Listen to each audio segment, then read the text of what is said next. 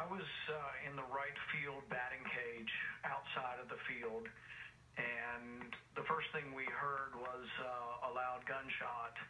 And, you know, I grew up in the South, so it wasn't that uncommon to hear like a shotgun go off, a random shotgun. And then we got to thinking, well, gosh, we're not really in the South and we're actually in the city.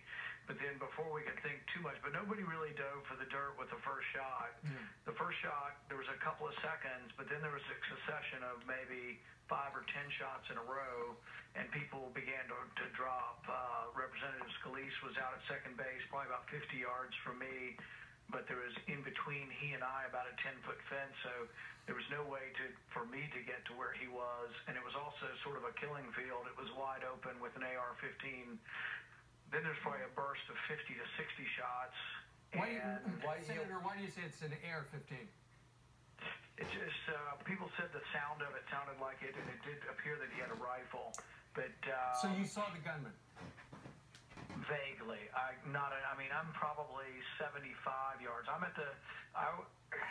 was lucky in the sense that I had just been at home plate taking batting practice, and I was walking out, and sometimes Jeff Flake goes home with me, and he said, "Can I have a ride?" And I said, "Yeah, I'm going to do one more turn in the batting cage." So I went to the batting cage, which turns out to be the farthest point from where the shooter was. I was 20 steps from him, but I was just the luck of happenstance. I happened to be walking away, and that was at the farthest point.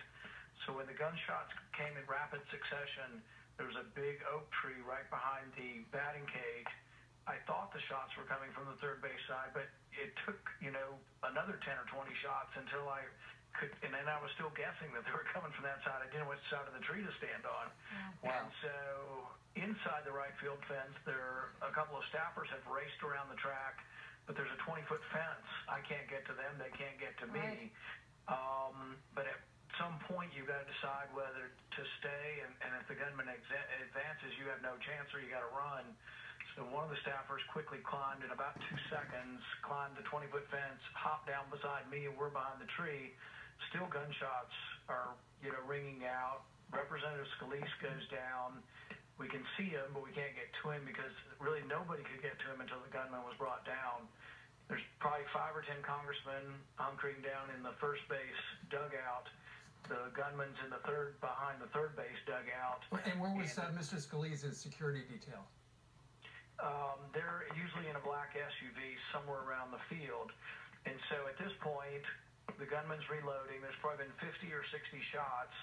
We can't really see him that well, but my gut feeling was I've got to decide to stay or run. And at this point, I think he's advancing towards us. People are moving behind different buildings.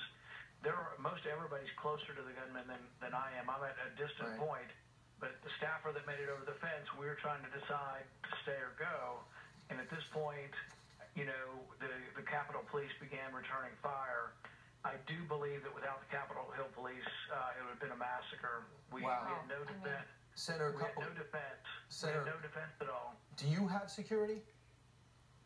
I think it's best not to talk about it. Other than I can say that I think we're lucky that Scalise was there because this was his security detail. Without them, it would have been a massacre. There would have been no stopping this guy. And we were like sitting ducks. We had no place to run. When you're inside, fortunately, I was outside the ball field in the batting cage. Everybody else was inside the fence in the dugout. So you got a wide open field. It's a killing field, and they've got to run to an exit. So they were hunkering down. The dugouts are somewhat submerged. So they're below ground level, trying not to get shot. And they've got someone wounded in there, and they're applying a tourniquet in the dugout, and then they're trying then to make a decision also, do we stay or do we go? And it's a difficult decision because, when you've got automatic weapon fire, semi-automatic weapon fire coming towards you, you got to decide whether to stay or go. At some point when we felt like he might be advancing towards us, we decided we were defenseless to make a run for it. We ran out the right field fence and climbed a couple fences. A staffer was driving by in a car, and we actually got in the car of a staffer who took us to the Capitol. No one thought that this could happen at this time of the morning and in this location. Senator, have there been any security concerns leading up to this? Because, of course, this was all in preparation for this big baseball game that's supposed to happen tomorrow night at the Nat Stadium. This has happened for years and years, sort of a light-hearted moment in a time that is so politicized between Republicans and Democrats. Has there ever been any sort of security security concern with just practicing out in these fields before? The sad irony of this is it's one of the best bipartisan things we do in Congress. It's allowed me to meet Democrat members, House members. We joke and we carry on. We raise over $500,000 for Literacy Project and the Boys and Girls Club of D.C. It's one of the good things we do. Everybody complains that we don't get along. And if this turns out to be politically motivated, it's sort of a sad day that they're going to shoot the people who actually are doing a bipartisan game for charity. And it just ruins it for everything because, you know, we're going to have to be locked down and have more protection. And we just become, I don't know, it's just sad that this is what it's come to. Yeah. More walled off.